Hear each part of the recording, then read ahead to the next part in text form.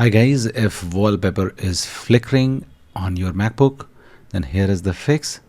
So the very first fix is just go to settings and just go to screensaver from the left, click on it, and now just turn off this option show as wallpaper. Okay, and then select secure default or your macOS default wallpaper, which is the first one, and then see whether it fixes your issue or not. If this does not fixes your issue, then let's move to the second fix, and that is go to displays and just turn off this automatic adjust brightness and true tone.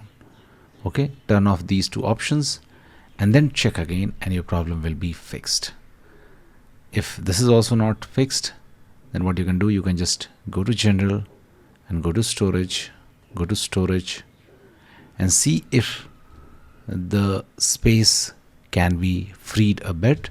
So if you are able to free some space in your SSD, like deleting some large video files or freeing up some space, then it will help in this also, because some users have pointed that if the disk usage is close to full, then this error happens.